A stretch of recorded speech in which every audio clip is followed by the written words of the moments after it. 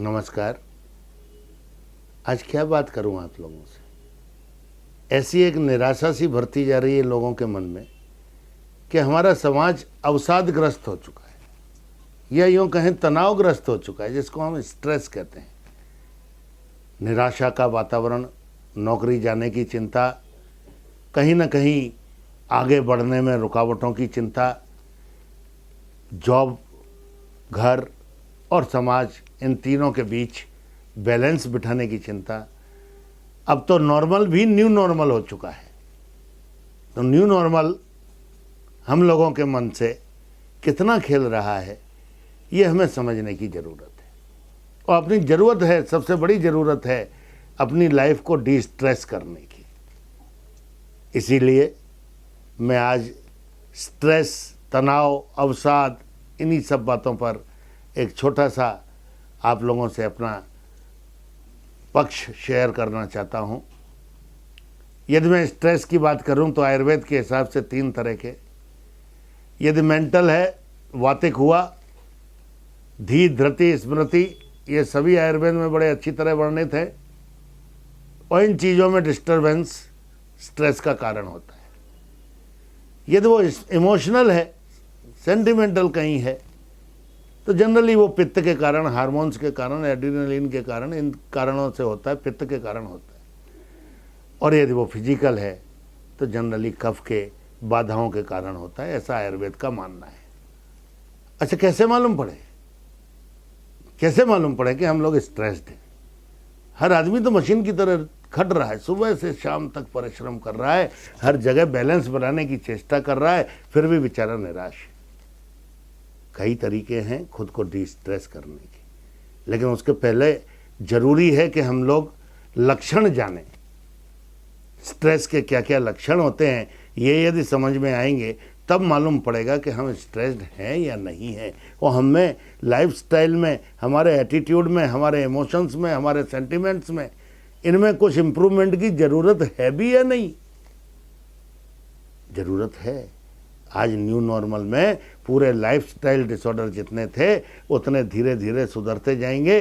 क्यों? क्योंकि आदमी की कम से कम कोरोना के अभिशाप से लाइफस्टाइल एक रूटीनाइज्ड होती जा रही है।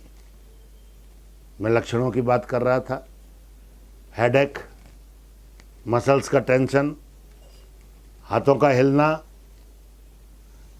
थकान, शरीर में हमेशा थकान बना रहना, नींद नहीं आना, शरीर में बहुत बेचैनी रहना, कभी कभी उल्टी की भी इच्छा होना, एसिडिटी तो है ही, यदि रात को हार्ट बर्न भी हो सकता है खाने के बाद, कहीं कहीं चलते चलते डिजीनेस या चक्कर आने की भी शिकायत हम लोगों को फील हो सकती है। और कहीं ना कहीं हम लोगों की इन सभी हरकतों से, इस स्ट्रेस से हार्ट रेट या ब्लड प्रेशर, हाइपरटेंशन निश्चित बढ़ता ही है। ये हमें मान के चलना चाहिए। कभी कभी ये भी बड़ा ज़रूरी है, ये तो लक्षण हो गए। कभी कभी आप फील कर सकते हो अपने आप को बहुत नर्वस फील कर सकते हो, कभी डरा हुआ फील कर सकते हो, कभी अपमानित फील कर सकते हो, कभी आपको क्षोभ हो सकता है, कभी आप बहुत इरिटेटेड हो जाते हो किसी छोटी छोटी सी बातों पे, कभी आप अपने आप को एक मजबूर महसूस करते हैं, हॉस्टाइल के हम लोग तो कुछ कर भी नहीं सकते। कहीं कहीं हम जानते हैं कि एक चीज़ पे कंसंट्रेट करने में हम लोग असमर्थ हो जाते हैं। ये सभी स्ट्रेस के कारण होता है। मेमोरी लॉस तो है ही, हम छोटी छोटी बातों को भूल जाते हैं, आदमी का नाम भूल जाते हैं, चेहरा भूल जाते हैं। ये सभी हमें तनाव चारों तरफ से घेरे हुए है। और उस चारों तरफ घेरे हुए से अल्टीमेटली ये होता है कि हम हाइपर अलर्ट हो जाते हैं। नॉर्मल परिस्थितियों में जहाँ पे हम लोगों को शांत रहना चाहिए, वहाँ हम खरगोश की तरह इतने चौकन्ने हो जाते हैं कि हर आहट को भी हम दुश्मन समझने लगते हैं। ये सबसे एक गलत बात है। डिसीजन मेकिंग में भी डिस्टर्बेंस होता है, तो डिसीजन मेकिंग तो बिल्कुल डिस्टर्ब हो जाती है। मालूम पड़ता है कि आदमी कोई भी डिसीजन सही नहीं ले पा रहा है। तो क्या करना चाहिए?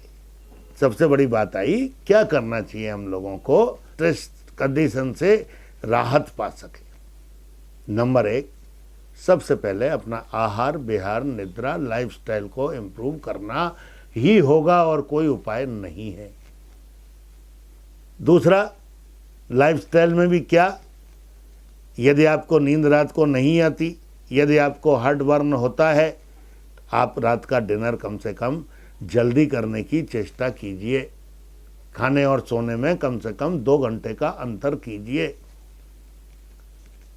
यदि मैं ड्रग्स की बात करूं, तो ड्रग्स भी आप लोग जानते हैं, हमारे आयुर्वेद में मेमोरी बूस्टर कहें या मेमोरी एनहांसर कहें या न्यूरोट्रांसमीटर जनरेटर कहें, क्या कहें नहीं जानता, क्योंकि बहुत सारी हजारों क्लिनिकल रिसर्च हो चुकी हैं। तो 3 ही चीज़ें बची, lifestyle, drug and therapies. Drug में यदि मैं आता हूँ तो आयुर्वेदिक पूरे प्रोडक्ट भरे पड़े हैं। सिंगल ड्रग है, यदि सिंगल ड्रग में बात करूं, ब्राह्मी है, शंखपुष्पी है, ज्योतिषमती है, वचा है, जटामानसी है, अगर है, तगर है, कितनी सारी जड़ी बूटियों के मैं नाम लूं आयुर्वेद में, जो ADHD तक को ठीक करते हैं, कंसंट्रेशन इम्प्रूव करते हैं, अटेंशन का कहीं डिफिसिट होता है तो उस पर फोकस लगाने के लिए बाध्य करते हैं। इतनी सारी चीज़ें आयुर्वेद में रसायन के रूप में सिंगल जड़ी बूटी मौजूद है। यहाँ बंगाल में तो बड़ा अच्छा सिस्टम है, हरे सब्जी ज़्यादा मिलती है। थानकुनी माने मंडूक पर्णी, ब्राह्मी शाक, ये सब चीज़ें यहाँ के खाने में इन्वॉल्व हैं। तो यहाँ के लोग ज़्यादा बुद्धिमान भी होते हैं, ऐसा मेरा मानना है। यदि मैं कंपाउंड्स में आ जाऊँ तो आयुर्वेद में ऐसी कोई कल्पना नहीं है जो स्ट्रेस के लिए नहीं बनी हो। चाहे वो अश्वगंधा चूर्ण हो, एक सिंपल सा जड़ी बूटी का पाउडर, अश्वगंधा कैप्सूल हो, ब्राह्मी वटी हो जो कंपाउंड है फॉर्मुलेशन, या तनाव करने का कम करने के लिए अन्य कोई भी प्रोडक्ट हो। आयुर्वेद में तनाव कम करने का एक ही रास्ता माना जाता है, एक ही संप्राप्ति मानी जाती है, पित्त की उष्णता को कम करके शरीर में हार्मोन्स का बैलेंस करना। यदि एड्रेनलिन हार्मोन बैलेंस करेगा तो डेफिनेटली ये सब चीज़ें अपने आप सुधर जाएंगी। तो मैं आपको यष्टि मधु, तगर, अगर, ब्राह्मी, शंखपुष्पी, ज्योतिषमती, वचा, जटामानसी, सर्पगंधा, एक जड़ी बूटी का नाम लेना भूल गया, सर्पगंधा बहुत ही इंपॉर्टेंट जड़ी बूटी है टेंशन कंट्रोल करने में, अलॉन्ग विथ हाइपरटेंशन कंट्रोल कर दे। इस जड़ी बूटी का जवाब नहीं है, आज पूरे लोग मान रहे हैं। इस कोविड-19 के दौर में अश्वगंधा का भी बड़ा प्रचार हुआ है। वो इम्यूनिटी भी बढ़ाती है, स्ट्रेस भी कम करती है, इस तरह से आपके जीवन में सपोर्ट करती है। यदि मैं प्रोप्राइटरी प्रोडक्ट्स में जाऊं तो झंडू का ब्रेंटो है, हिमालय की मेंटेट है, ऐसे सभी कंपनियों ने अपने अपने मेमोरी एनहांसर प्रोडक्ट्स बना रखे हैं। और शास्त्रीय में यदि हम जाएं तो सारस्वता रिस्ट, अश्वगंधा रिस्ट, ये एक हमारी हजारों साल से उपयोग होती आई कल्पनाएं हैं जो पूरे दिमाग पे अच्छा असर करती हैं। अब ये एक क्वेश्चन खड़ा होता है कि ये असर कैसे करती हैं। ये बड़ी इंपॉर्टेंट बात है कि आफ्टर ऑल ये असर करती कैसे हैं। मॉडर्न साइंस अपनी तरीके से बात करती है, तो मॉडर्न साइंस की बात में यदि हम करें तो इन जड़ी बूटियों का, इन प्रोडक्ट्स का, इन दवाइयों का इफेक्ट सीधा या तो नर्वस सिस्टम पे होता है, या मस्कुलोस्केलेटल सिस्टम पे होता है, रेस्पिरेटरी सिस्टम पे होता है, कार्डियोवास्कुलर सिस्टम पे होता है। सब दवाइयों के अलग अलग इफेक्ट हैं, ये प्रमाणित है। ऐसा नहीं है कि मैं कुछ अपने मन से बोल रहा हूँ और ये चीज़ें प्रमाणित नहीं है। गैस्ट्रोइंटेस्टाइनल पे होता है क्योंकि हमारे यहाँ अग्नि को सबसे प्रधान माना गया है। रिप्रोडक्टिव सिस्टम्स पे होता है क्योंकि हार्मोनों से कंट्रोल्ड है रिप्रोडक्टिव सिस्टम, और इम्यून सिस्टम पे होता है। तो ये पूरे फॉर्मुलेशन यदि मैं एक शुद्ध भाषा में बोलूं तो इन्हें हमारे यहाँ मेद्य रसायन कहा जाता है। रसायन मीन्स लाभोपायो हि सस्तानाम रसादीनाम रसायनम। That means a drug, a herb, a plant, a compound which enhances the capabilities of sapta dhatu right from ras to shukra oj, that is called rasayan. Labhopayo hi shastanam rasadinam rasayanam. So that is very important. So by this various trials have been conducted, बहुत सारी trial हो चुकी हैं। नीमन्स पे तो मैंने ब्रेंटो की भी ट्रायल कराई थी, मेमो प्लस की ट्रायल कराई थी, एक फॉर्मुलेशन था मेमो प्लस का, ब्राह्मी बटी से बहुत इम्प्रूव्ड। तो मैंने ये देखा कि एंजाइटी कम हुई, कंसंट्रेशन ज़्यादा बढ़ा, अटेंशन जो डिफिसिट था वो कम हुआ। स्कूल्स में भी परीक्षण हुआ, बड़े बच्चों में भी परीक्षण हुआ कॉलेज में, और बड़े एग्जीक्यूटिव्स में भी हुआ। तीनों की अलग अलग तरह की लाइफस्टाइल होते हुए भी आयुर्वेद की दवाइयाँ तीनों ही लाइफस्टाइल में उत्तम पाई गई। थेरेपीज, यदि मैं थेरेपीज की बात करूं तो शिरोधारा सबसे बड़ी थेरेपी है एंजाइटी के लिए। जहां तक बात करना चाहूँगा, बहुत पुरानी बात, आदरणीय नेहरू जी लास्ट समय में एंजाइटी से बड़े पीड़ित, और उनके डॉक्टरों ने मना कर दी कि इंटरनल मेडिसिन नहीं देना होगी। तो ये मालूम हुआ कि हमारे जामनगर से प्रोफेसर एंड डीन वहाँ पंचकर्म के पहुँचे, उन्हें शिरोधारा पहुँचा के आराम पहुँचाया। ये एक इतिहास गवाह है। मैं ज़्यादा समय नहीं लेना चाहता, फिर भी कम से कम 5 टिप जरूर देना चाहूँगा आखिरी में। मैंने जड़ी बूटियों की बात कर ली, मैंने थेरेपी की बात कर ली, लाइफस्टाइल मॉडिफिकेशन की बात कर ली, लेकिन 5 बातें मैं इस टेंशन में ज़रूर आप लोगों से रिक्वेस्ट करूँगा कि थोड़ा गौर से सुने।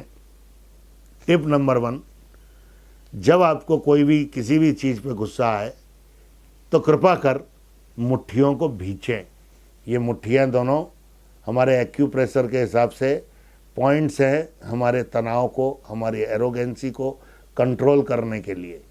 तो कोई यदि मुट्ठी भींचता है गुस्से में, इसका ये मतलब नहीं है कि कोई आपको मुक्का मार देगा, ऐसा नहीं, कभी बिल्कुल नहीं है, ऐसा समझिएगा भी मत। नंबर 1। नंबर 2, जब सुबह उठते हैं, जब भी सुबह उठते हैं और जब रात को सोते हैं, तो कम से कम 5 मिनट सुबह और शाम शवासन का प्रयोग करें। अपने आप को डेड बॉडी मान के पड़ा रहने दीजिए, निश्चल निर्विकार, बिना कोई चेष्टा के।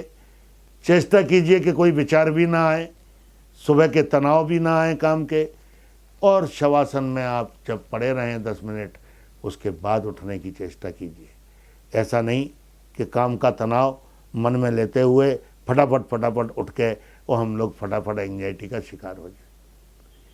जब उठे नहा लिए या नहीं भी नहाए, वो नहाना आपके ऊपर डिपेंड करता है, मैं क्या बोलूँ, लेकिन फिर भी एक त्राटक योग जरूर कहूँगा जो आपकी एंजाइटी और स्ट्रेस को कंट्रोल करने के लिए बड़ी इंपॉर्टेंट चीज़ है। अपने आई लेवल पे एक कैंडल जला लीजिए। कैंडल की जो फ्लिकरिंग फ्लेम होगी वो आई लेवल पे होना चाहिए, और आई लेवल पे आप कंसंट्रेट करने की चेष्टा कीजिए। जितना करें कंसंट्रेट, उतना कंसंट्रेट करने की चेष्टा कीजिए। विचारों को दूर रखिए, या किसी जो मंत्र को मानते हो वो मंत्र को पढ़िए, या जो आप सोच सकते हो वो सोचिए, लेकिन उस समय फोकस आपकी आंखें और विचार पूरे उस फ्लेम पे होने चाहिए। ऐसा जब आंखें थक जाएं तो अपने आप ब्लिंक करती हैं, ऐसा कम से कम 5 से 7 बार दोहराइए, बड़ा अच्छा लगेगा। जब रात को थके हुए हम घर आते हैं तो बेटर हो कि हम गुनगुने पानी में थोड़ा सा पाँव डाल के आधा घंटे के लिए कम से कम बैठें। दिन भर बैठे हुए कम मूवमेंट से, क्योंकि पूरा शरीर हमारा बैलेंस्ड मूवमेंट नहीं कर रहा।